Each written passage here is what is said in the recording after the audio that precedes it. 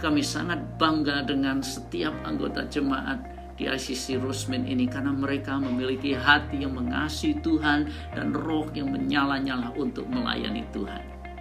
Buat saya ICC Rosmin itu seperti keluarga yang dimana saya merasakan kehangatan, keharmonisan yang membuat saya bisa melihat kebaikan Tuhan, melihat kesetiaan Tuhan di dalam jemaat ICC Rosmin ini. Setiap kali ibadah kami diberkati oleh pujian yang luar biasa yang diurapi oleh Tuhan, dan suasana ilahi, ada sukacita, damai sejahtera. Saya teringat di Efesus 2 ayat 19 yang mengatakan bahwa orang-orang percaya adalah anggota-anggota keluarga Allah. Itulah ICC Rosmin yang kami banggakan. Ayat ini berkata keluarga yang sehat rohaninya. Itu adalah dasar atau pilar daripada gereja yang bertumbuh dan berdampak. Dan visi yang kami miliki di tempat ini sesuai dengan pimpinan Tuhan adalah memuliakan Allah atau exalting God, mengasihi sesama, loving others, dan menjangkau dunia, reaching the world, atau disingkat dengan GLOW.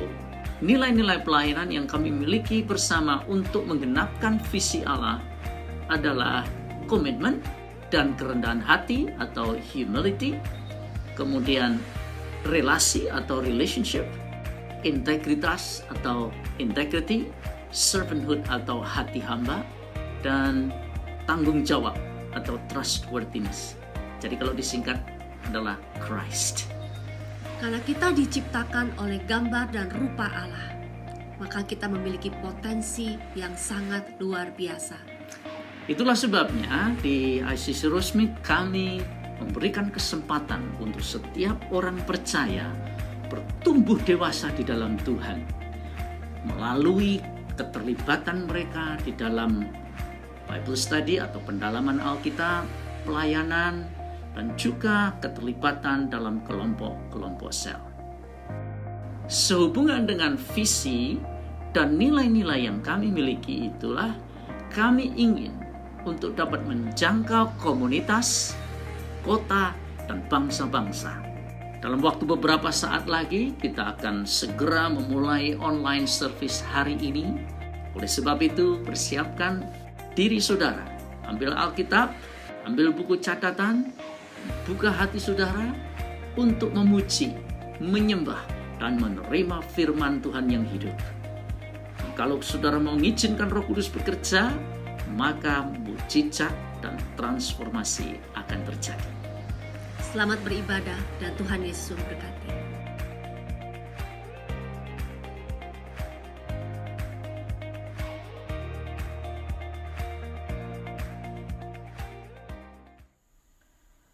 Shalom, selamat pagi jemaat Tuhan yang terkasih di dalam Yesus Kristus. Selamat datang di ibadah online ICC Rosmin. Mari jemaat Tuhan, saya mau mengajak Bapak, Ibu, Saudara, dan jemaat sekalian untuk membesarkan dan memuji nama Tuhan dimanapun kalian berada. Haleluya.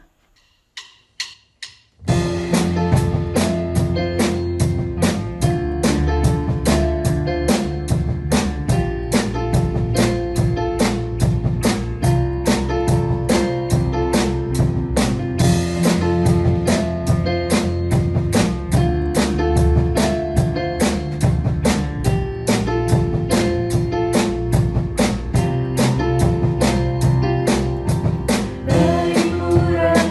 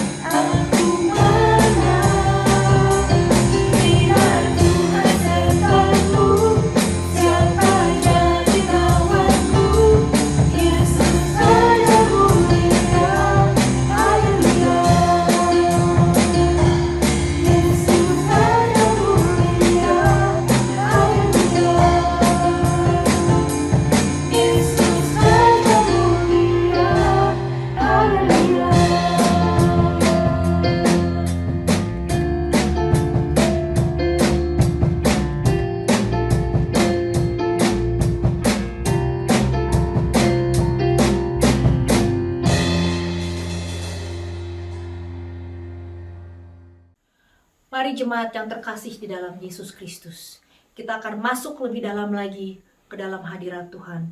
Mari jemaat Tuhan, kita akan terus mencari wajah Tuhan di tahun yang baru ini, 2021.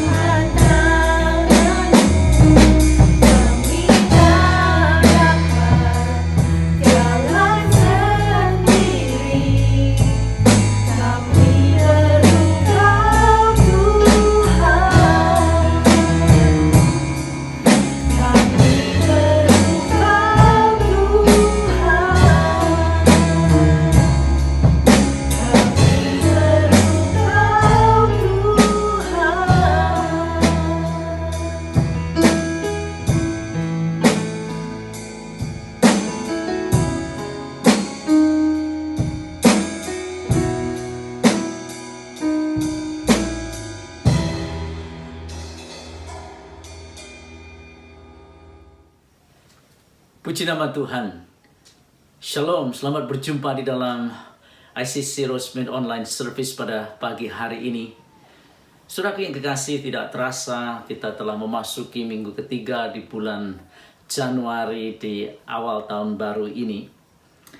keadaan rasanya tidak banyak berubah, dan khususnya kita yang tinggal di Los Angeles ini justru kelihatannya tidak bertambah baik dengan meningkatnya kasus COVID-19 sejak dari hasil bulan November dan Desember yang lalu. Namun saudaraku, kita tidak perlu pesimis karena kita tahu bahwa di dalam Yesus Kristus, di dalam Tuhan kita, masa depan kita sangat cerah. Karena itulah janji Tuhan. Dan kita pegang janji Tuhan yang tidak pernah mengingkari janjinya. Haleluya. Sehubungan dengan tema tahun ini, kita akan membahas firman Tuhan yang saya akan ambil dari Lukas pasal yang ke-6, ayat yang ke-46 sampai 49. Tema kita tahun ini adalah tidak tergoyahkan. Dan Lukas 6 ayat 46 sampai 49 ini berbicara mengenai fondasi, dasar-dasar yang memberikan kepada kita kehidupan yang tidak tergoyahkan. Mari kita membaca ayat ini dari Lukas pasal yang ke-6 ayat yang ke-46 sampai 49 yang demikian bunyinya. Mengapa kamu berseru-seru kepadaku, Tuhan, Tuhan, padahal kamu tidak melakukan apa yang aku katakan? Setiap orang yang datang kepadaku dan mendengarkan perkataanku serta melakukannya, aku akan menyatakan kepadamu dengan siapa ia dapat disamakan. Ia sama dengan seorang yang mendirikan rumah. Orang itu menggali dalam-dalam dan meletakkan dasarnya di atas batu. Ketika datang air bah dan banjir melanda rumah itu tidak dapat digoyahkan, karena rumah itu kokoh dibangun. Akan tetapi barang siapa mendengarkan perkataanku tetapi tidak melakukannya, ia sama dengan seorang yang mendirikan rumah di atas tanah tanpa dasar. Ketika banjir melandanya, rumah itu segera rubuh dan hebatlah kerusakannya. Sebelum kita melanjutkan perenungan firman Tuhan pada hari ini, mari kita tundukkan hati kita di dalam doa. Bapa, aku mengucap syukur buat kasih-Mu yang tidak pernah berkesudahan. Engkaulah Bapa yang sangat mengasihi kami, Allah yang sangat mengasihi kami, Allah yang tidak pernah melupakan perbuatan tangannya. Kalau hari ini kami akan merenungkan sebagian daripada firman-Mu, biar firman-Mu berbicara kepada kami. Tuhan, kuatkan yang lemah, segarkan yang letih, sembuhkan yang sakit, lepaskan yang terikat oleh kuat kuasa firman-Mu di dalam nama Yesus. Amin.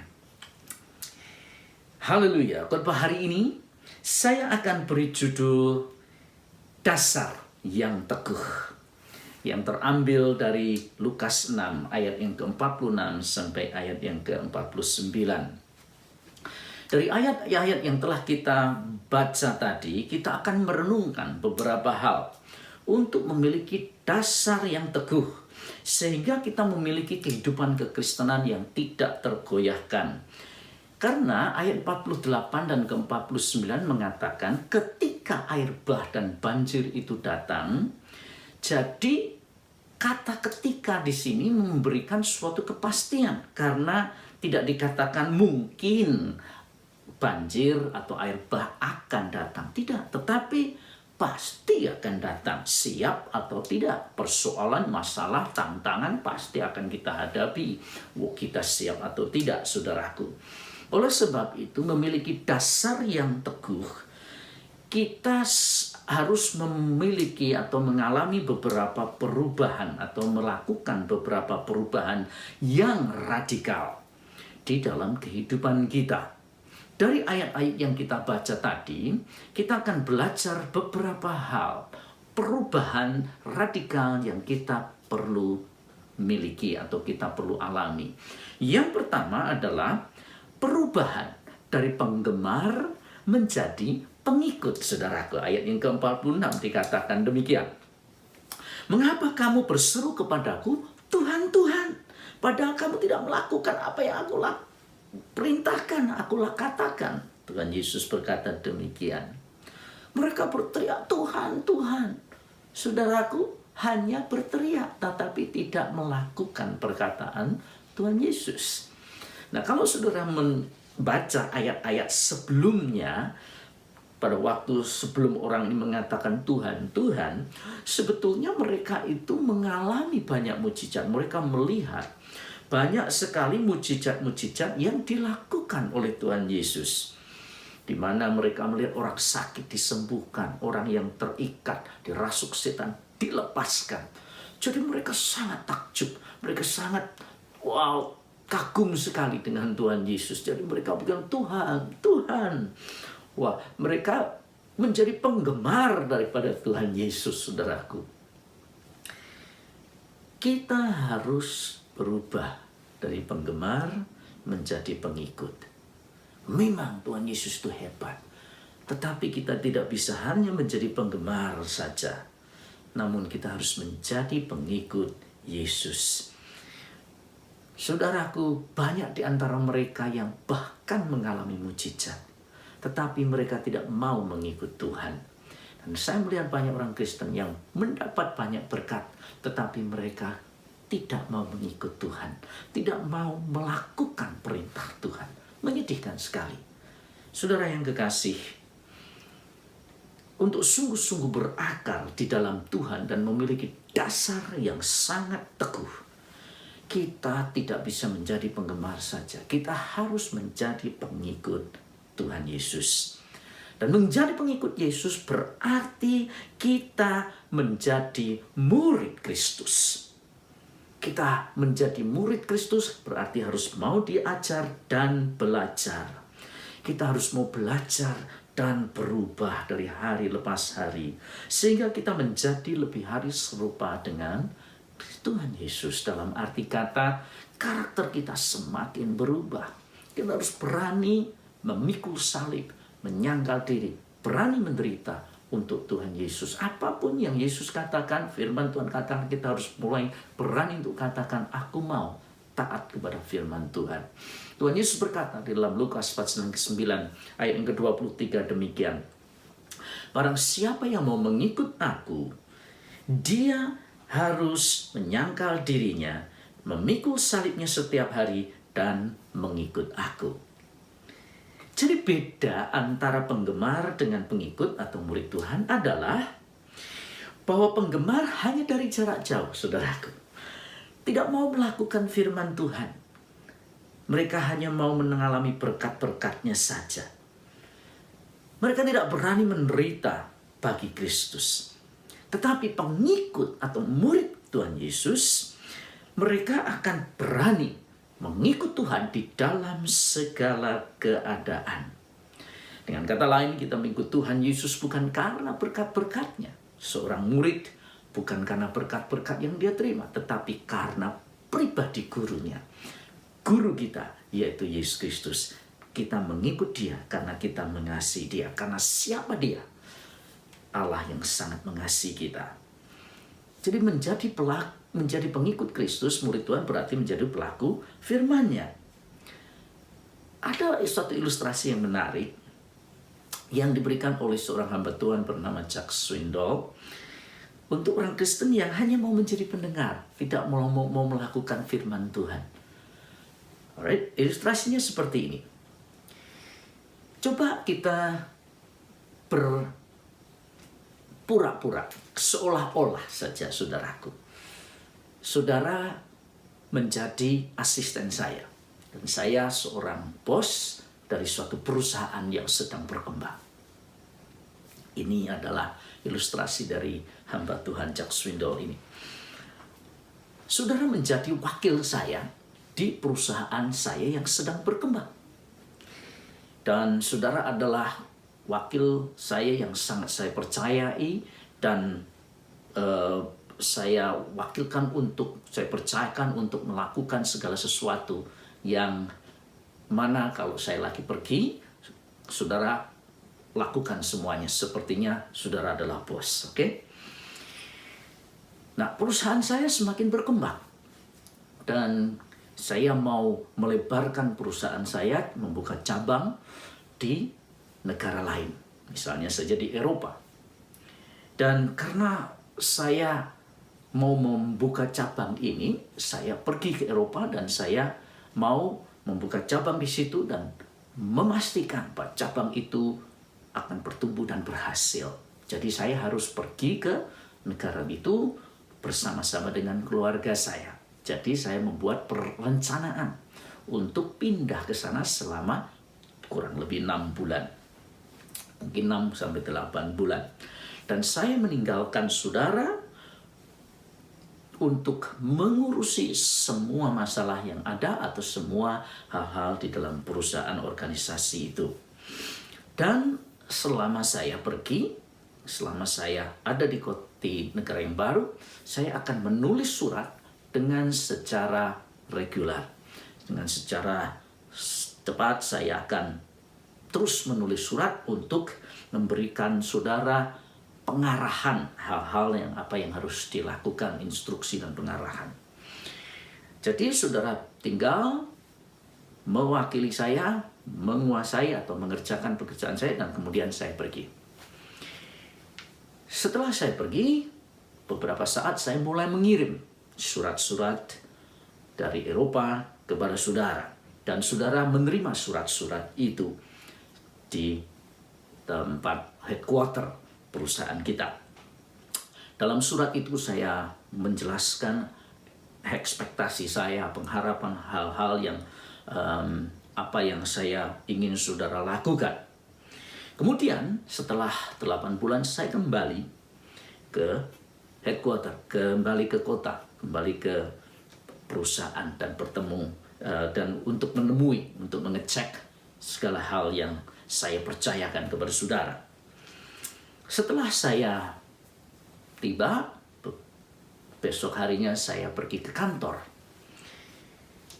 Waktu saya sampai di kantor, saya sangat kaget. Karena waktu saya lihat gedung, kok jendelanya beberapa udah mulai pecah. Di luar gedung itu rumput mulai tumbuh tinggi dan lalang juga bertumbuhan. Dan kemudian saya masuk bertemu dengan resepsionisnya. Saya kaget. Saya melihat resepsionisnya lagi dengerin lagu disco dan sambil dia main atau membenahi kukunya. Kemudian saya lihat sekeliling dari kantor itu kok kotor sekali. Di mana-mana kertas-kertas berserakan, karpet kotor, kelihatannya sudah nggak dicuci beberapa minggu. Jadi kemudian kelihatannya saya lihat semuanya nggak peduli. Jadi saya tanya resepsionisnya, di mana di mana saudara yang saya percayai untuk mengurus semua hal selama kepergian saya. Mereka katakan, oh coba kita cari Pak. Oh dia tuh lagi di sana. Dan saya pergi ke ruangan yang lain dan saya menemukan saudara lagi main catur. Sama dengan manajer penjualan, sales manager. Saudara lagi main catur dengan sales manager. Jadi saya lihat, oh kenapa kok lagi main catur? Jadi saya agak bingung nih, kenapa? Apa yang terjadi? Apa keadaannya gimana ini? Jadi saya panggil saudara untuk masuk ke kantor yang dulunya adalah kantor saya. Dan waktu masuk kantor saya pun, kantor saya udah menjadi tempat seperti tempat hiburan begitu. Ada TV, sofanya udah dipindah-pindah untuk sepertinya tempat untuk nonton TV waktu lagi kerja. Jadi saya tanya kepada saudara, gimana kok semuanya ini, ada apa ini, kenapa semuanya ini terjadi begini? Dan saudara menjawab, maksudnya Bapak apa? Maksudnya Bapak apa semuanya ini? Saya bilang kepada saudara, loh ini keadaannya kenapa jadi hancur begini? Kamu nggak terima surat saya? Kemudian saudara menjawab, oh surat-surat itu Pak. Waduh, surat-surat itu kita terima semuanya. Dan sebetulnya surat-surat itu kami baca semuanya. Kami buka, kami baca, bahkan setiap hari Jumat malam kami mempelajari surat itu. Jadi kalau kita boleh katakan ada Bible study gitu ya. Jadi kita buka, pelajari surat-surat itu setiap Jumat malam, dan kemudian kita bagi di dalam kelompok-kelompok kecil untuk supaya mendiskusikan isi surat Bapa. Terus surat-surat itu Pak mengandung hal-hal yang sangat menarik juga. Saudara berkata demikian. Dan bahkan Pak, Bapak pasti senang karena beberapa pegawai kita sempat menghafalkan surat-surat Bapak. Dan bahkan mereka itu merenungkannya Pak. Beberapa dari antara mereka. Jadi betul-betul isi surat-surat yang Bapak kirim itu bagus sekali. Saya katakan kepada saudara, oke. Saudara mendapat surat saya. Kamu mempelajari surat saya. Dan bahkan merenungkan surat saya. Bahkan mendiskusikannya dan bahkan menghafalkannya. Tetapi, apa yang kamu lakukan dengan isi surat itu? Saudara mengatakan, melakukan apa Pak? Ya kita nggak ngelakuin apa-apa. Kita hanya senang baca aja. Saudaraku yang kekasih, ilustrasi ini seringkali menggambarkan banyak orang Kristen yang hanya menjadi penggemar. Yang hanya mau senangnya saja. Hanya maunya sendiri, saudaraku. Kita harus berubah dari penggemar menjadi pengikut. Hal yang kedua, ayat yang ke-47 dikatakan demikian.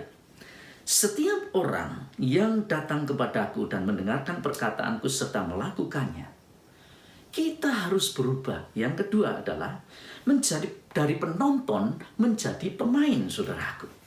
Dari penonton menjadi pemain. Kita tidak bisa hanya sekedar menjadi penonton. Ayat ini mengatakan setiap orang yang datang kepadaku, dia harus melakukannya, mendengarkan dan melakukan. Banyak orang Kristen yang dalam hidup kekristenannya hanya menonton, melihat. Mereka lebih pandai untuk mengkritik dan melihat kesalahan orang lain. Bukan hanya itu saja, seperti penonton, layaknya penonton, mereka mau dihibur terus, saudaraku. Sehingga banyak gereja yang terperangkap di dalam program hiburan. Kalau orang datang ke gereja tidak merasa terhibur oleh karena programnya tidak bagus, maka gagal. Saudara yang kekasih, sehingga banyak gereja yang sekarang ini menghasilkan orang-orang Kristen yang imannya dangkal dan tidak berkarakter di dalam Tuhan. Saudara yang kekasih, setiap orang yang pernah menonton pertandingan sepak bola atau pertandingan badminton misalnya, pasti mengerti bahwa sebagai penonton kita ini sepertinya lebih pandai daripada pemain. Karena kita tidak berada di dalam lapangan secara pribadi. Nah, sebagai penonton kita akan dapat memberikan banyak sekali ide-ide. Namun seringkali ide-ide tersebut belum tentu dapat dijalankan di dalam lapangan. Kemarin saya baru nonton pertandingan badminton Olimpiade beberapa tahun yang lalu. Waduh, single. Saya lihat, wah ini mestinya di smash ke sebelah kiri. Padahal saudara tidak semudah itu. Kalau saudara lagi main, saudara nggak bisa melihat yang kiri itu lagi kosong. Nah, sebagai penonton kita seringkali merasa lebih pintar, saudaraku. Tidak seperti pemain yang di lapangan. Nah, pemain yang di lapangan itu lain sekali. Kadang-kadang medannya lain, saudara. Tidak mudah untuk melayani Tuhan. Banyak tantangan, banyak gesekan, banyak konflik. Tetapi sekali lagi, inilah hasil atau risiko untuk kita menjadi seorang pemain. Kita bukan hanya menjadi pemain. Jadi sebagai pengikut Kristus, kita harus menjadi pemain, bukan hanya menjadi penonton saja. Dan sebagai pemain, saudaraku, yang terjun di dalam ladang Tuhan, dalam pelayanan, banyak hal yang kita dapat lakukan. Banyak hal yang kita bisa terlibat di dalam pelayanan kerajaan Allah. Baik secara doa, baik secara daya, secara tenaga maupun secara dana, saudaraku. Jadi pelayanan apapun yang kita kerjakan, kita hanya memiliki satu goal, yaitu memenangkan jiwa-jiwa bagi kemuliaan Tuhan dan menyenangkan hati Tuhan. Dan sekali lagi, berubah. Jangan jadi penonton, tetapi jadi pemain di dalam ladang Tuhan. Mari tahun ini, saudaraku, terjunkan diri kita. Semakin berkobar melayani Tuhan. Seperti kitab Roma katakan, biarlah rohmu menyala-nyala dan layanilah Tuhan. Hal yang ketiga yang kita perlu berubah adalah berubah dari pekerja upahan menjadi pemilik. Ayat yang ke-48 dikatakan, ia sama dengan seorang yang mendirikan rumahnya. Rumah dia memiliki, itu rumahnya, saudaraku. Dari ayat ini kita mengerti bahwa orang itu mendirikan rumahnya sendiri. Jadi ada rasa kepemilikan di sini, ownership, rasa memiliki. Banyak orang Kristen yang melayani karena untuk mendapatkan hal-hal yang lain dalam dunia ini, seperti pengaruh, kuasa, status, kehormatan, dan lain-lain. Jika kita melayani Tuhan karena hal-hal mengalami hal-hal dunia ini, maka pasti kalau banjir, tantangan, air bah itu datang, kita akan pasti mengalami kerugian yang besar. Rasul Paulus mengingatkan kita dalam 1 Korintus pasal yang ketiga, ayat yang ke-11 sampai ke-13, karena tidak ada dasar lain, karena tidak ada seorang pun yang dapat meletakkan dasar lain daripada dasar yang telah diletakkan, yaitu Yesus Kristus. Entahkah orang membangun di atas dasar ini dengan emas, perak, batu permata, kayu, rumput kering, atau jerami, sekali kelak pekerjaan masing-masing orang akan dinyatakan. Karena hari Tuhan akan menyatakannya, sebab ia akan nampak dengan api, dan bagaimana pekerjaan masing-masing orang akan diuji oleh api itu. Jadi kita harus membangun di atas dasar Yesus Kristus dengan bahan-bahan yang tidak mudah terbakar atau tidak bisa hangus oleh api, yaitu emas, perak, dan batu permata. Haleluya. Saudaraku, inilah yang dimaksud dengan rasa memiliki, mempunyai rasa kepemilikan. Jika kita memiliki atau mempunyai rasa kepemilikan ini, maka kita tidak akan menunggu orang lain untuk bekerja, tetapi kita akan kerjakan apa yang dapat kita kerjakan menjadi bagian kita. Saudara, kita harus berubah cara berpikir kita. Kita melayani Tuhan bukan untuk mendapatkan upah, walaupun itu nanti ada, tetapi kita melayani Tuhan karena kita mengasihi Tuhan. Karena saudara, kalau kita sungguh-sungguh melayani Tuhan karena kita mengasihi Dia, maka upah yang akan kita terima itu jauh lebih besar daripada upah yang kita harapkan kalau kita sekedar melayani Dia karena upah.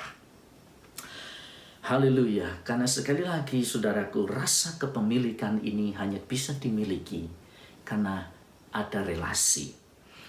Haleluya. Kasih kepada Tuhan itu hanya terjadi kalau kita menyadari bahwa kita adalah anak-anak Tuhan. Karena orang upahan atau pekerja upahan tidak dilahirkan, namun seorang anak dilahirkan. Jadi ada satu relasi. Dan relasi inilah yang membuat anak itu tahu bahwa apa yang menjadi milik bapaknya adalah miliknya dia juga. Di dalam Lukas pasal ke-19 ada suatu perumpamaan tentang anak yang hilang. Namun sebetulnya anak yang sulung itu juga terhilang, saudaraku. Bukan hanya yang bungsu. Seringkali kita hanya dengar yang bungsu saja yang terhilang. Namun yang sulung juga terhilang. Nah, rasa kepemilikan ini tidak dimiliki oleh anak yang sulung itu. Saudara yang kekasih, tragisnya seringkali rasa kepemilikan itu, rasa memiliki itu, baru merasa bahwa aku memiliki sesuatu itu kalau terjadi sesuatu yang tidak enak, sesuatu yang tragis. Coba saudara pikirkan bahwa saudara tidak sadar saudara punya gigi sampai saudara sakit gigi. Betul kan? Rasanya begitu, saudara. Ya, saudara rasanya tidak memiliki mata yang benar-benar jelas gitu sampai saudara mulai pakai kacamata. Jadi saudara, kita perlu untuk mempunyai rasa kepemilikan ini. Dan tadi saya katakan kadang-kadang kita tidak mempunyai rasa kepemilikan ini sampai sesuatu tragis itu terjadi. Itu yang dialami oleh anak yang bungsu. Dia tidak dia tidak mempunyai rasa kepemilikan bahwa semua yang Bapa punya itu miliknya sampai dia mengalami kelaparan, sampai dia mengalami kelaparan yang begitu besar. Dia tidak ada tempat lagi sampai dia bilang, hamba-hamba Bapakku yang di rumah mereka lebih baik keadaannya daripada aku. Dalam Lukas pasal yang ke-19 dikatakan. Jadi akhirnya dia bertobat dan dia kembali kepada Bapa. Jangan sampai yang tragis itu terjadi untuk saudara sampai mempunyai rasa kepemilikan itu. Namun saudara yang kekasih, Tuhan mau kita berubah untuk menjadi dari pekerja upahan menjadi pemilik kerajaan Allah. Ada satu cerita, kisah dari seorang yang bernama David Frum.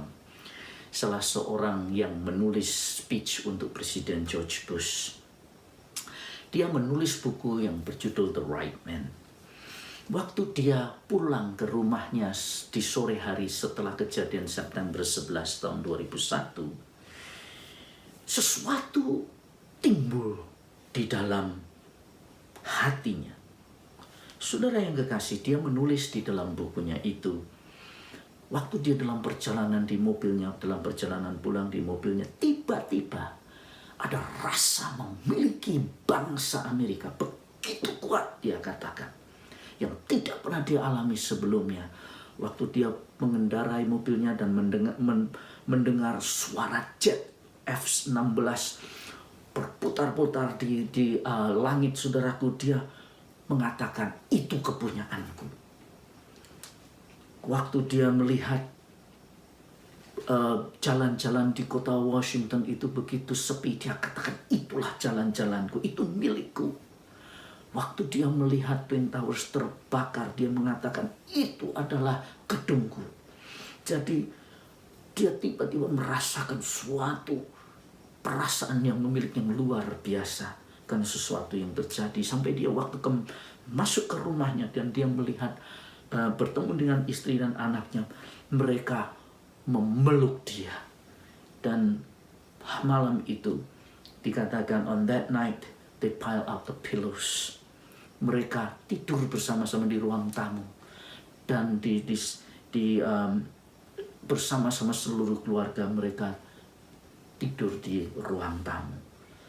Saudaraku, jangan kita hanya sebagai seorang upahan. Seorang upahan kalau sesuatu terjadi akan lari. Mari kita menjadi seorang Kristen, anak Tuhan yang memiliki, punya Allah kita, Bapa kita, itu milik kita. Kita kerjakan apa yang Tuhan berikan, yang Tuhan percayakan kepada kita. Apa yang kita kerjakan, itu kita kerjakan. Karena itulah kepunyaan kita. We own the kingdom of God. Kita memiliki kerajaan Allah. Itulah sebabnya kita perlu untuk memiliki pengertian kepemilikan ini dengan mengerti sedalam-dalamnya akan pengorbanan dan penderitaan yang dialami oleh Yesus di kayu salib. Kalau saudara mengerti betapa besarnya penderitaan yang Yesus harus alami, maka saudara akan mendapatkan rasa memiliki itu. Bahwa aku berada di dunia ini untuk melakukan Bapakku, untuk melakukan pekerjaan Bapakku. Saudara yang kekasih, dengan mempunyai rasa kepemilikan ini, iman kita akan semakin kokoh dan tidak tergoyahkan. Saya akan akhiri dengan mengatakan begini, saudaraku, bahwa kita harus menyadari bahwa hanya Yesus Kristuslah dasar yang paling teguh, seperti yang Rasul Paulus katakan tadi. Tetapi kita perlu memperhatikan dengan apa kita membangun di atasnya. Apakah kita membangun dengan kayu rumput kering yang mudah terbakar, atau dengan emas, perak, dan batu permata yang tidak akan terbakar. Emas, perak, dan batu permata berbicara mengenai kehidupan dan hati yang murni. Kehidupan yang benar di hadapan Tuhan berdasarkan iman dan hidup yang menyenangkan hati Tuhan.